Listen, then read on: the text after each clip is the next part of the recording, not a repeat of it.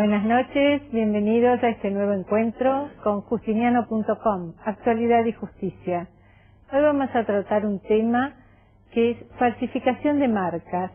Este es un problema que le hace perder a nuestro país no menos de 15.000 millones de pesos por año. Vamos a informarnos qué es este delito, cómo se puede combatir.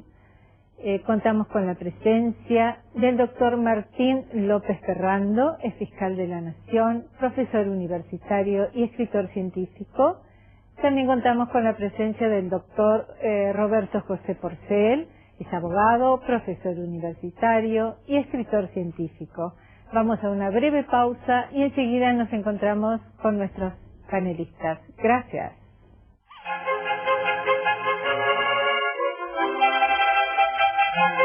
Aquí estamos nuevamente, buenas noches. Le vamos a preguntar al doctor Porcel, ¿qué se entiende por marca, doctor? Marca es lo que identifica un producto o un servicio. Es aquello que nos permite diferenciar un servicio o un producto de otros productos. Por eso es tan preciado y se debiera cuidar de manera acabada el prestigio y la propiedad de una marca. Doctor López Ferrando, ¿qué es la falsificación de una marca? Bueno, casualmente, uniendo la palabra del doctor Porcel, es cuando una marca tiene prestigio o se ha insertado en el mercado, aparecen personas que usufructuando ese prestigio o ese posicionamiento de mercado, haciendo un producto similar, usufructúan del beneficio que ya ha creado por aquel que impuso la marca y que ha hecho un despliegue en hacerlo. Ajá. ¿Y la falsificación de producto qué es? ¿Es lo mismo? Se podría decir que sí, termina confundiéndose y sí, siendo lo mismo. El tema es, el doctor López Ferrando dice un producto similar. Yo digo que es un producto peligrosamente similar, la falsificación, porque ocurre que muchas veces se interpreta que la falsificación marcaria solamente se limita a la ropa, a los jeans, camisas, zapatillas, y va mucho más allá. Es un delito que puede tocar medicamentos, es un delito que puede tocar elementos importantes para la seguridad del ser humano, un limpiaparabrisas, una cubierta, un repuesto de aviación, en fin. Son cosas peligrosas y que se hacen sin la calidad, sin el control de calidad, sin el material adecuado. Va a decir que esa similitud hay que tomarlo un poco entre comillas. Claro, porque esto se traduce que puede provocar un daño a la persona física. Sin ninguna duda. No es, claro.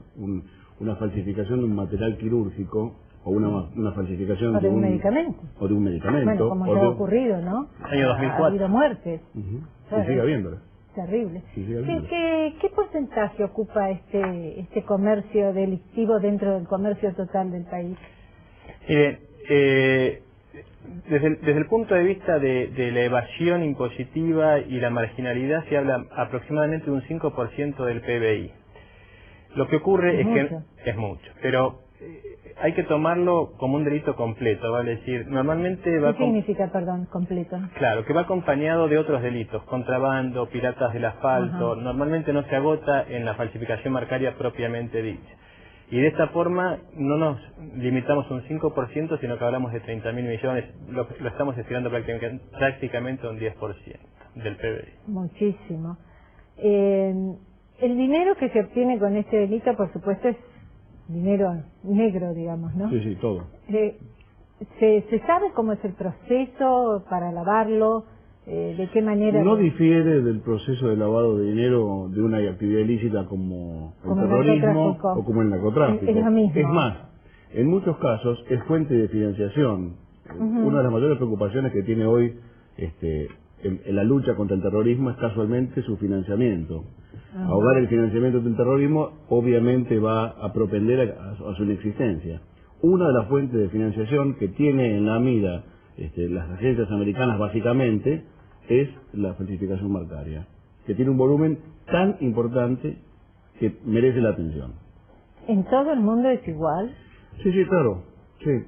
Hay áreas donde se fomenta, digamos, la pertenencia a ese circuito. La Argentina, en este momento, por un problema legislativo que se está tratando de revertir, corre el serio riesgo de convertirse en un refugio de esta actividad centralmente. La Argentina es un país muy creativo, es un país de una alta calidad de mano de obra, es un país con una muy vulnerable frontera, en términos generales hablo, ¿verdad? Con lo cual tiene las condiciones exactas para el asentamiento y el florecimiento de esta conducta. ¿Aquí se hacen falsificaciones, se producen falsificaciones en Argentina? Pero sí, sin duda. Hay, como decía el doctor, tenemos matriceros de la más alta calidad y destacados y reconocidos en el mundo entero. Argentina dejó de ser un país de tránsito para convertirse en un país fabricante. Esto lo vemos todos los días. Hay localidades enteras que tienen especialidades. Hay localidades que se dedican a las zapatillas, hay localidades que se dedican a confección de ropa y cosas más importantes. Pero sí, Argentina es netamente fabricante hoy por hoy. Ahora, ¿este negocio lo hacen personas individualmente o hay organizaciones, empresas montadas especialmente para este tipo de negocios? Hay organizaciones claramente definidas y en todos los estamentos. En el estamento producción, en el estamento comercialización, en el estamento financiación.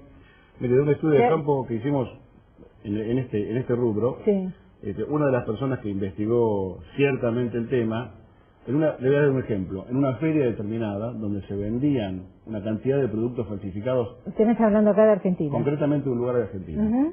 Se determinó que había tal conexión entre todos los locales que vendían los diferentes productos falsificados, que todos comían la misma comida, provista por la misma persona, con el mismo sistema de distribución. Y no era un problema de catering, era un problema del que tenía ese puesto armado. Para eso tenía todo un circuito armado de vendedores falsos, de productos falsos. Con lo cual, la red, para manejar eso, hace falta realmente mucho dinero y mucho poder de disponibilidad. Esto es lo que está pasando en la Argentina. Y mucha organización, además, no lo puede hacer una persona sola. Sí, si me dejan agregar dos cosas, sí, por favor. Yo digo, uno de los problemas que tiene Argentina es que no se termina de comprender esto que usted acaba de preguntar. Son organizaciones criminales. Esto es el crimen organizado. La gente creo que tiene una mala idea de pensar que la persona que vemos en la calle con un kiosquito, con una mesa o en el suelo vendiendo es el responsable de este delito. No, ocurre y existe esa persona. Pero por lo general hay grandes organizaciones detrás de todas esas personas. Y esto creo que es lo que hay que combatir y lo que hay que entender. Sería como decir que el narcotráfico es un problema de los consumidores. Claro. Que el narcotráfico, es un problema de los consumidores. Claro. ¿Sí? Con un agravante mayor todavía. En el consumidor todavía tenemos una patología, lo tratamos como un enfermo, tratamos de quitarlo de ese área. En la falsificación tenemos enormes estamentos de la sociedad que se jactan de participar del delito. Este reloj es falso y lo pagué $2. Soy un vivo bárbaro. Esa cartera es falsa, sí, la compré de acá en un kiosquito.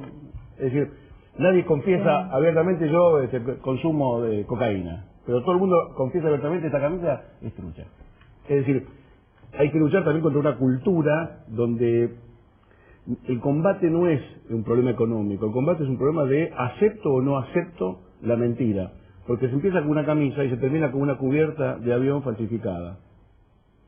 Ese es el problema. También hay cubiertas de avión falsificadas. Le doy un ejemplo cualquiera. Sí, pero podría verlas. Sí. Podría verlas. Me imagino que sí. Ahora, ¿tienen una idea de a cuánto llega la facturación de este negocio? ¿El mundo? En el mundo y en nuestro país. En este momento se habla de 600 billones de dólares, o sea, 600.000 millones de dólares. En el mundo. Sí, en el mundo. Lo que hay que tener en cuenta es esto. La falsificación marcaria acompaña la globalización y el desarrollo tecnológico. Yo se lo voy a graficar en números. En el año 82, la falsificación en el mundo abarcaba un 5.5 billones de dólares. Año 82. 5.5 billones de dólares.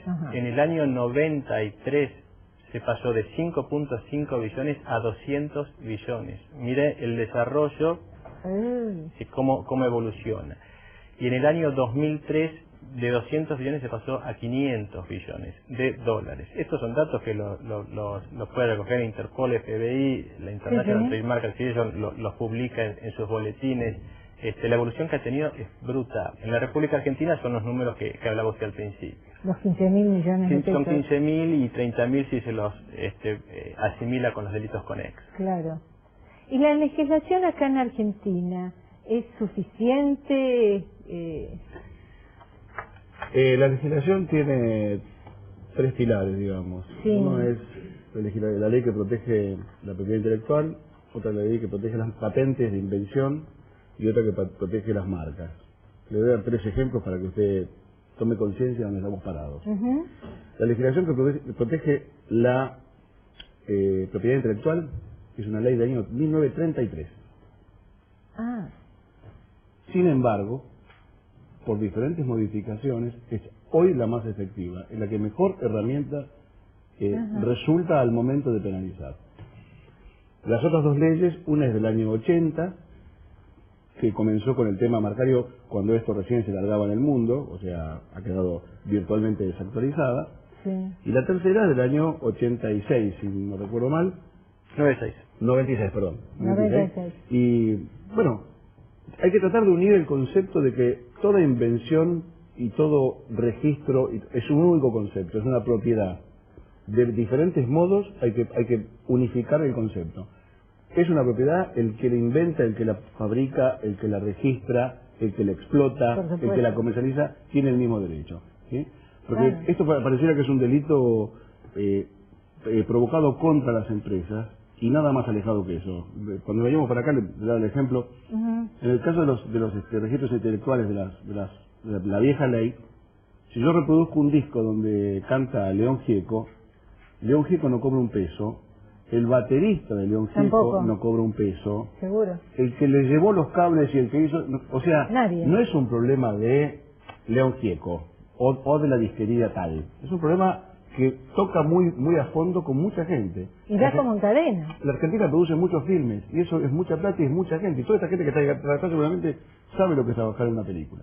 Seguro. Esa gente no llega a cobrar por las copias piratas, esa gente no llega a cobrar por la evasión que se hace de ese tributo. O sea, el problema no es un problema de las empresas, es un problema de la gente.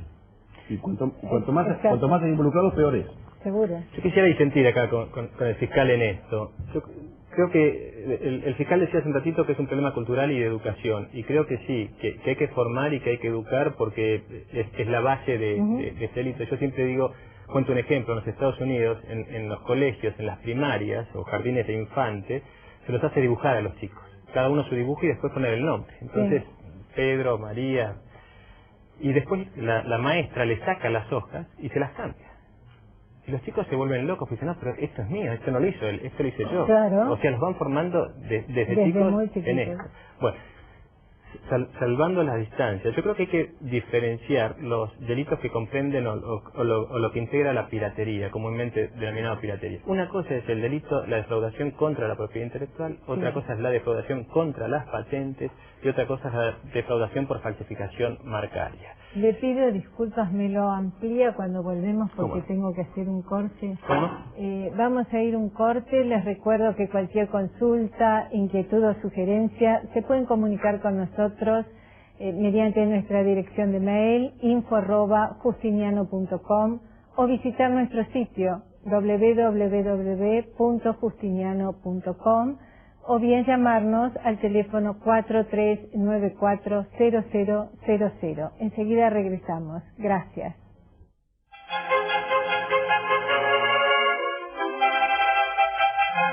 Aquí estamos nuevamente. Le vamos a dar la palabra al doctor Porcel, que debí interrumpirlo para hacer el corte. Por favor, doctor. No, lo que estaba diciendo, hay que mostrarle a la gente que las tres leyes, la 11723, la 4481 y la 22362, son leyes diferentes para temas diferentes y que no se confunden.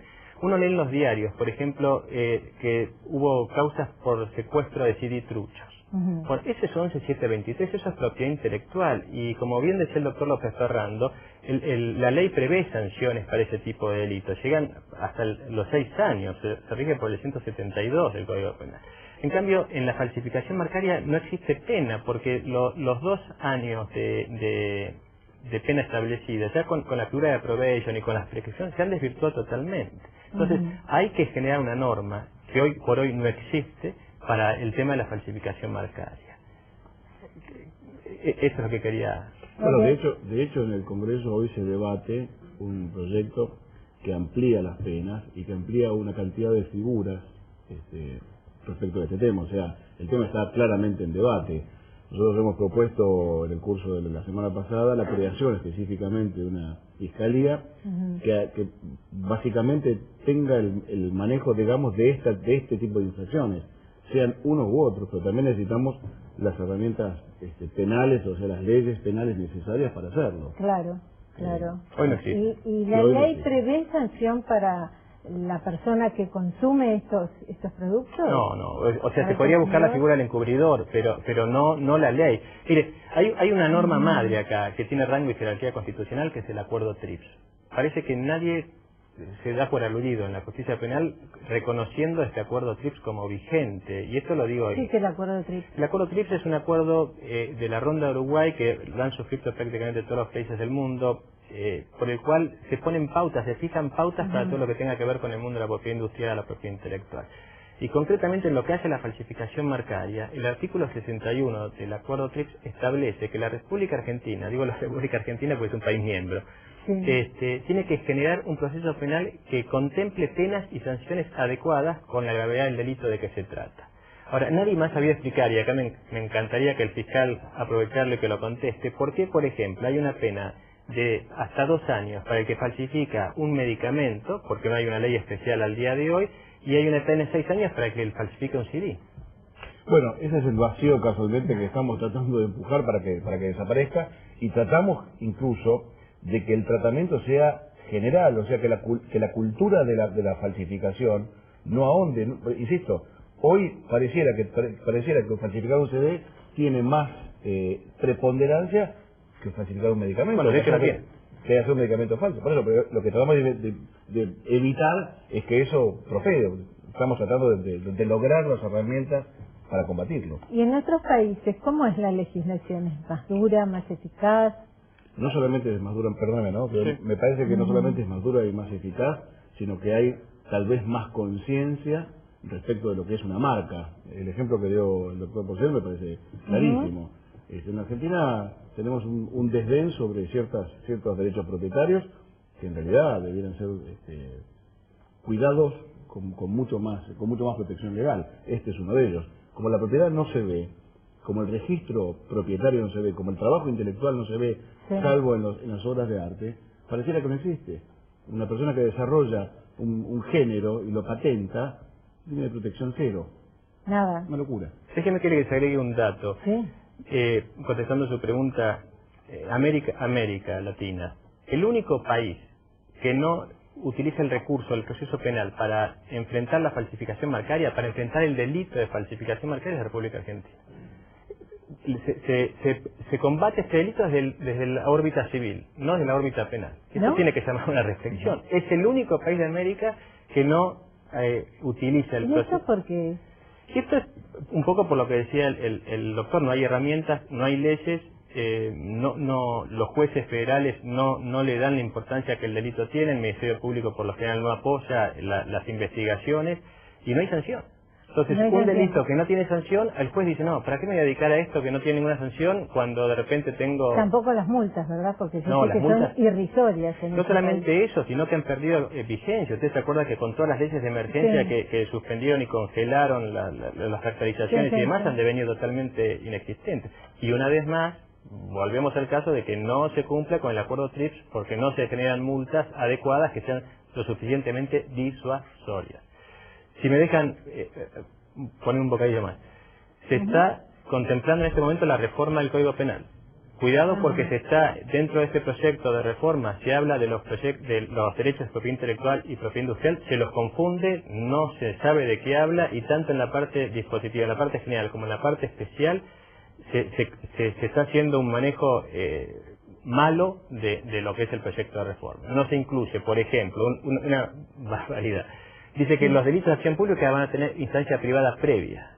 ¿Leyó el proyecto? Bueno, se incluye dentro de los delitos que van a necesitar la acción privada previa, la 24.481 y la 11.723. la ley de marcas no existe. No existe ley de marcas. No, por ejemplo. Y le hago una pregunta, ¿qué es un agente marcario? Es el profesional que se dedica al registro de marcas. Normalmente es el que lleva las marcas, el que las defiende frente a las oposiciones, si tiene derecho o no para crearlas, si se dan las condiciones. Las renueva. Ahora, estas marcas, los dueños de las marcas que son más falsificadas, ¿hacen algo al respecto? ¿Se interesan por este tema, por la gran falsificación que hay de sus marcas, o no? Bueno, uniendo lo que decía el doctor Porcel, me preocupa que coincidamos tanto,